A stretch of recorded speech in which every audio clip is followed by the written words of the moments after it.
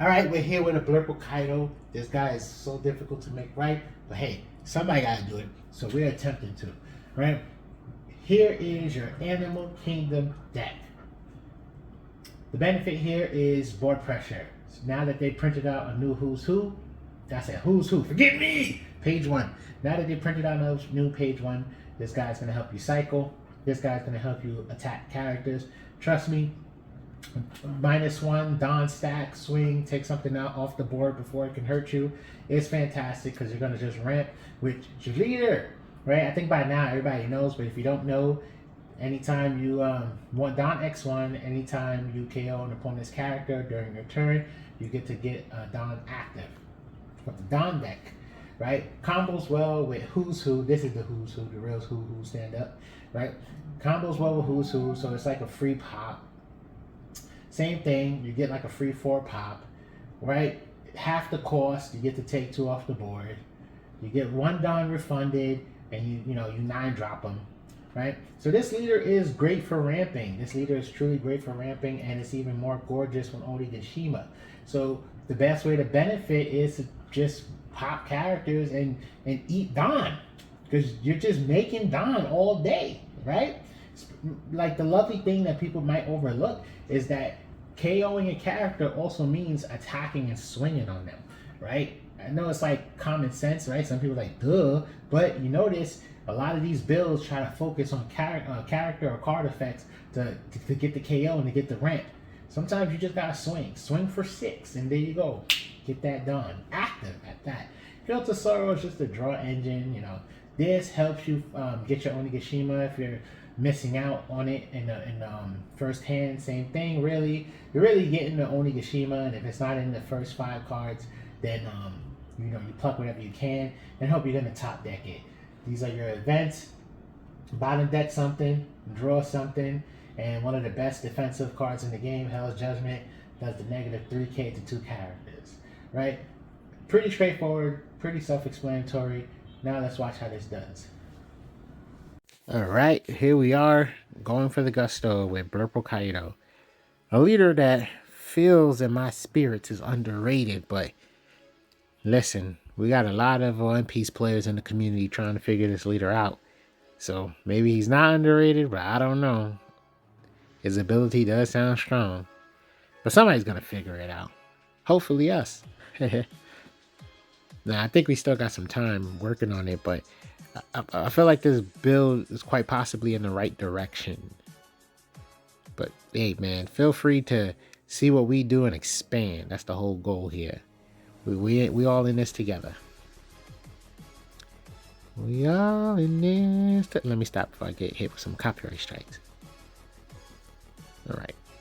We got our Onigashima. We opened up with it. We avoided another one. So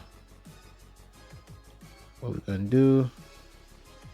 Queen is interesting. We've been figuring out how to go up against a lot of these leaders for this season. And Queen just kind of drops big bodies. Hey, it's like that's the direction of the game. It's just big bodies. If you're yellow, big body, big body, big body. It's nuts. All right. So here's the fun part. You could just put a nice Dawn X1 on that leader and summon King to just get rid of a 4-drop or lower. You guys know the effect. But you just get that Dawn, you get refunded that Dawn active thanks to that leader ability. It's gorgeous. Absolutely gorgeous. Swing for 6. Oh no, 7. See? Look at that. How gorgeous that is. And we get a life. And we ramp another Dawn. See? Somebody's going to make this leader busted. I just feel it. Like somewhere down the line. I don't think he's future proof. Right? If I'm saying that right. So at some point he'd probably be an S tier leader. Blurple. We're getting swung on for 5.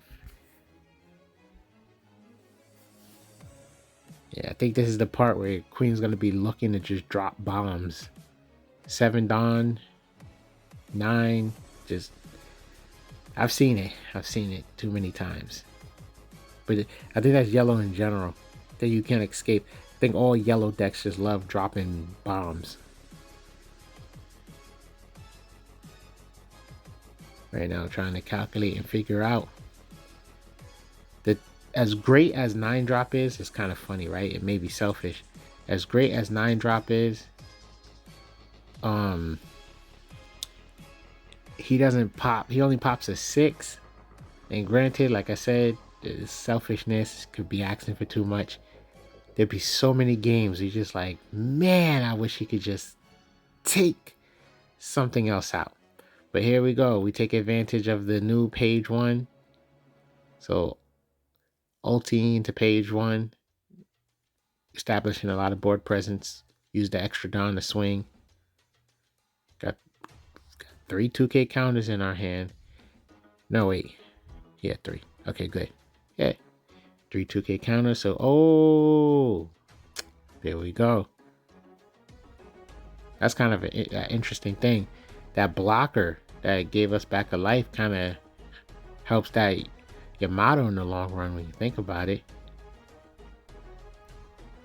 All the pain of ditching a 2K when you don't need a 2K. Okay, now we need a 2K, so it still works out, right? But yeah, like I said, it's just moments like these. You be wishing that 9-drop Kaido can pop a 7.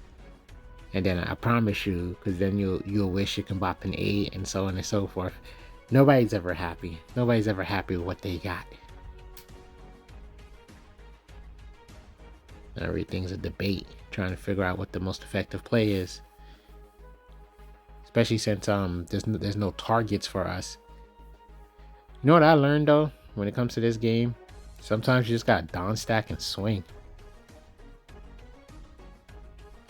I don't know what the decision is going to be here. And yeah, sometimes you just got to develop board. That's another thing. It's either Dawn stack and swing or develop board. And I learned, not too long ago, learned the hard way. I was developing board, but they kept having answers. So I learned the hard way. Just, stack Dawn and guarantee this KO. Bow. Everything's circumstantial though, so just keep that in mind. Decisions.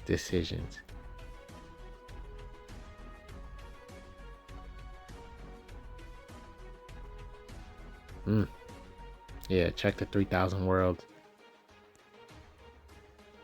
Like I said, we might not even have any targets for that thing.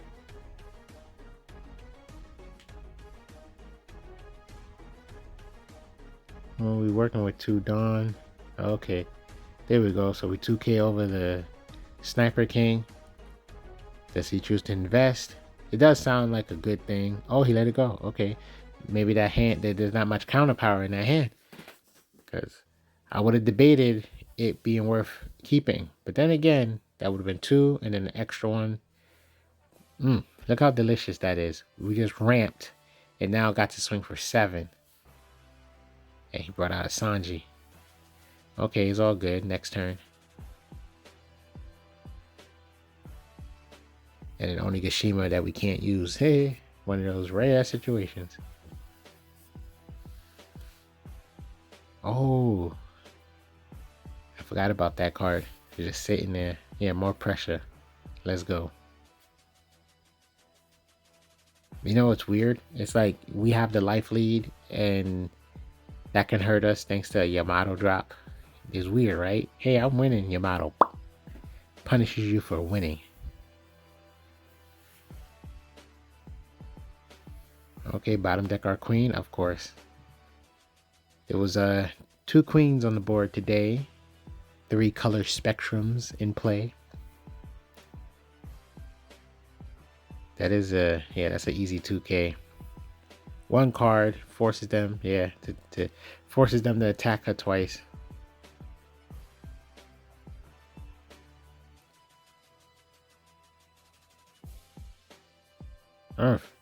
Cycling. Now we get to get rid of that other page 1. Unless you want to swing with that Sanji, there you go. And look, of course, that was 3 page 1s. I wonder if anybody noticed. drawing for Love Beam and then drawing for the page 1 and then drawing for turn, we saw 3 page 1s. So a good thing we had that new page 1 on the board, because we got to bottom deck the one with no counter. Now here we can go for game. See, we get a free Dawn. Ramp just to play it safe. 1 life, no blockers.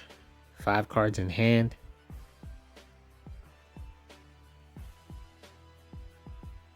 I normally like to go from weakest to strongest. I always think that's the safest, since most cards they printed some stuff, but most cards they're gonna be able to target the weaker. So get your 2Ks out. That's it. Now it's either or. But I'd be paranoid. I would attack with lead just to take all the cards out their hand, then attack with Kaido. But when you think about it, the order doesn't matter. And look, we had a pretty decent match against Queen.